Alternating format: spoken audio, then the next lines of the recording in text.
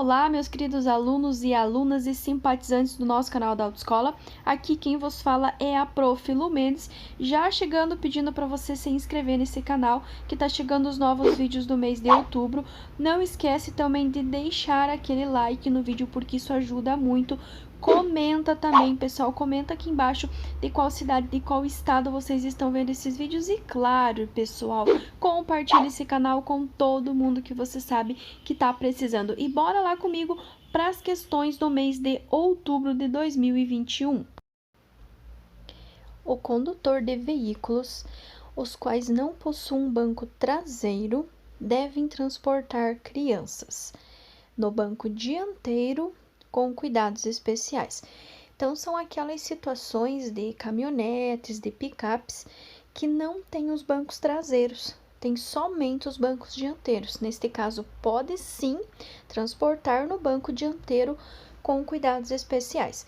A mesma coisa vai acontecer quando, por exemplo, a quantidade de crianças menores de 10 anos extrapola a quantidade de bancos traseiros. Por exemplo, eu tenho 3 bancos, atrás, mas eu preciso levar 4 crianças.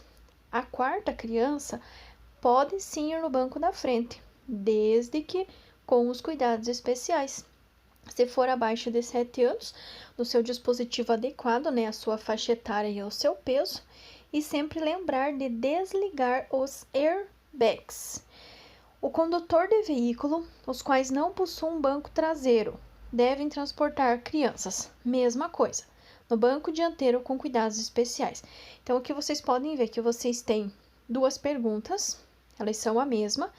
A resposta correta também é a mesma, só a resposta errada que está é diferente. No primeiro caso, maiores de 10 anos de idade somente, que não faz sentido, e menores de 10 anos de idade dividindo o cinto de segurança com um adulto, que também não faz sentido nenhum. Então, pode-se sim transportar no banco dianteiro, desde que com os cuidados especiais a cada faixa etária e a cada altura e peso da criança tem que ser levado em consideração. O condutor que está sob efeito do álcool tem a capacidade diminuída para tomada de decisão. É muito comum eu ver os alunos marcarem a alternativa inalterada. A palavra inalterado significa que não tem alteração. Você está dizendo que se o condutor tomar uma latinha de cerveja ou tomar 1 litro de velho barreiro, ele vai permanecer igual. Não vai. O condutor, com qualquer quantidade de álcool ingerida, ele vai ter a capacidade diminuída para a tomada de decisão. Ele vai pensar mais lentamente, ele vai agir mais lentamente. Então, o condutor que está sob efeito de álcool tem a capacidade diminuída para a tomada de decisão. São alguns dos problemas causados pela relação trânsito e meio ambiente. Pessoal, trânsito e meio ambiente, eles estão diretamente relacionados, porque nós precisamos utilizar o meio ambiente com os nossos veículos. Só que esse uso, ele causa alguns problemas. Então, aqui, a poluição e agressões contra o meio ambiente. Então, são alguns dos problemas causados pela relação trânsito e meio ambiente, a poluição e as agressões contra o meio ambiente. Com relação ao transporte de carga em veículo de passageiros, considere. Aqui estão corretas a alternativa 1 e a alternativa 3. E a alternativa 2 está errada. 1. O transporte de carga em veículo destinado ao transporte de passageiros está autorizado, desde que a carga seja acomodada em compartimento próprio, separado dos passageiros.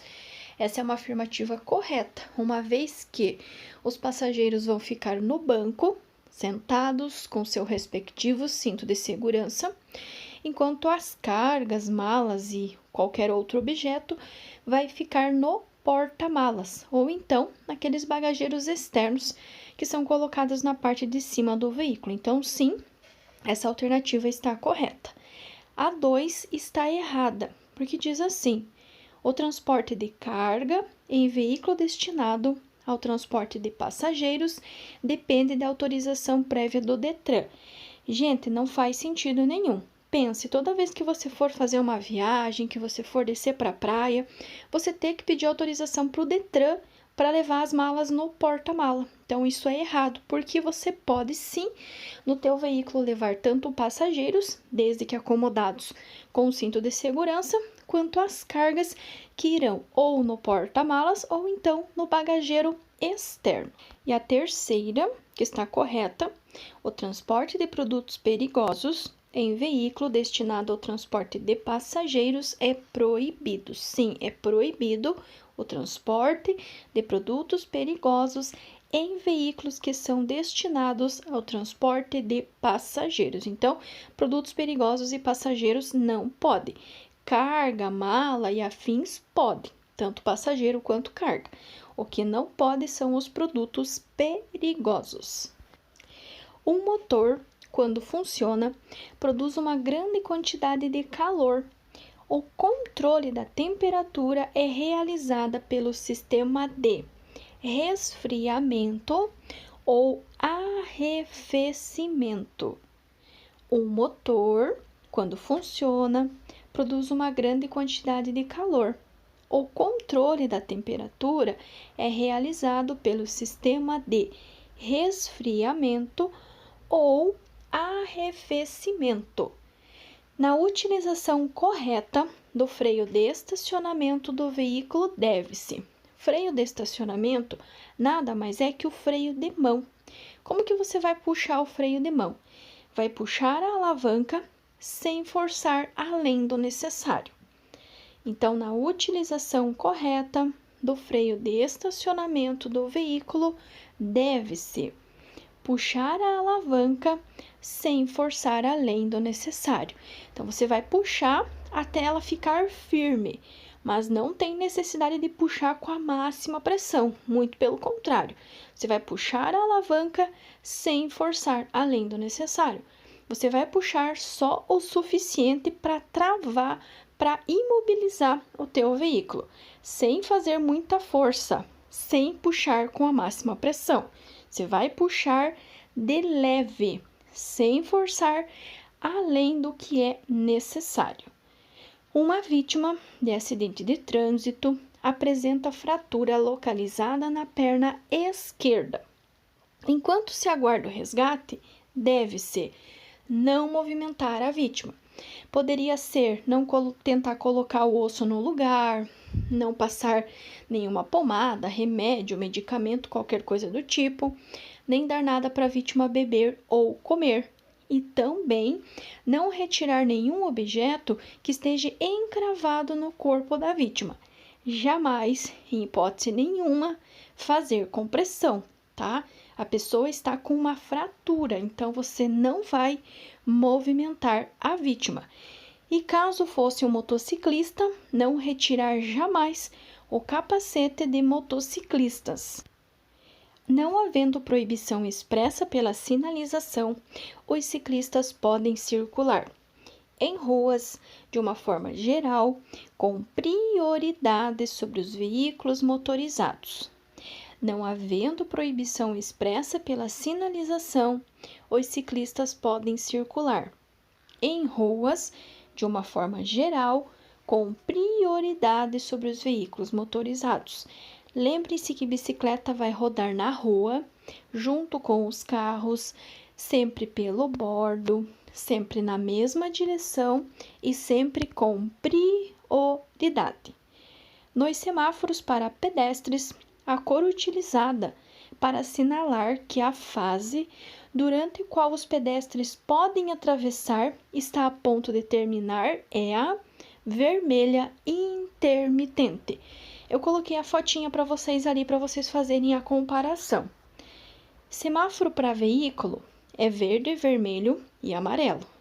Semáforo para pedestre é verde, vermelho e vermelho intermitente. Neste caso, quando ele está alertando o pedestre que o sinal vai fechar, ele vai acender o vermelho intermitente. Caso pergunte Qual a cor do sinaleiro para pedestre? Verde, vermelho e vermelho intermitente. E quando o sinal vai fechar, aí vai acionar o vermelho intermitente. 3 motoristas cometem infrações conforme descrito abaixo. E ele quer saber, né, a resposta, qual desses motoristas vai ter a suspensão do direito de dirigir. Como vocês já podem ver ali na resposta, o único motorista que vai ser suspenso vai ser o motorista 3. Vocês precisarão lembrar que a suspensão do direito de dirigir vai ocorrer toda vez que eu trafegar a mais de 50% do limite que é estabelecido para a via. Como que eu vou fazer essa conta? No primeiro caso ali, eu vou pegar a velocidade máxima, que é 90, e vou somar a sua metade. 90 mais 45 é igual a 135. Isso quer dizer que até 135 é uma infração de natureza grave. A partir de 136 é uma infração de natureza gravíssima e suspensão direta da habilitação.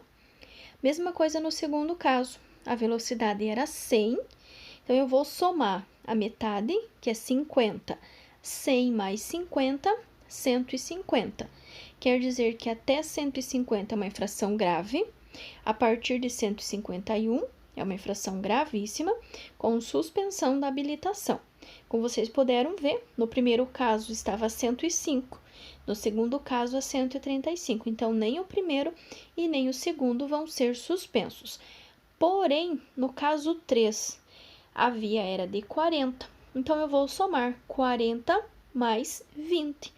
40 mais 20 é igual a 60. E o condutor estava a 65. Ou seja, até 60 ele cometeria uma infração de natureza grave. A partir de 61, uma infração de natureza gravíssima, com suspensão do direito de dirigir. E ele passou a 65. 65 é mais que 61. Portanto, o motorista 3, sim, ele vai ter o direito de dirigir suspenso. Lembrem-se, a suspensão vai acontecer toda vez que eu transitar a mais de 50% do limite estabelecido para a via. Como que eu vou fazer a conta? Eu vou pegar a velocidade máxima, no caso 3, 40, e vou somar a sua metade. 40 mais a metade de 40, que é 20, é 60. Então, até 60 é uma infração de natureza grave, a partir de 61 é uma infração gravíssima, com suspensão direta da habilitação. E como o condutor passou a 65, 65 é mais que 61, então sim, ele vai ter o direito de dirigir suspenso. O condutor de um veículo precisou passar sobre um ponto de alagamento. Alagamento, pessoal, é pelo menos meio metro de água. E em seguida, percebeu que o freio começou a apresentar falhas. Nessa situação, ele deve reduzir a velocidade, testar o freio e, se necessário, sinalizar para parar e procurar socorro. Então, caso o condutor precise passar por um ponto de alagamento, na sequência, ele perceba que o freio começou a apresentar falhas, ele vai fazer o quê? Primeiro, reduzir a velocidade, depois, testar o freio e, se necessário, sinalizar para parar e procurar um socorro, chamar um socorro mecânico. Ok, pessoal, finalizamos por aqui mais um vídeo, espero que vocês tenham gostado, espero que vocês tenham entendido. Não esquece, pessoal, quem quiser já segue lá no Instagram também, Lu Mendes Motochilando, segue lá que tem muita coisa legal, tem muito conteúdo bacana. Tem o Facebook também lá, pode seguir, curtir lá a página da Prof. Lu Mendes. Agradeço de coração a todos vocês, desejo sucesso, desejo bênçãos e até o nosso próximo vídeo.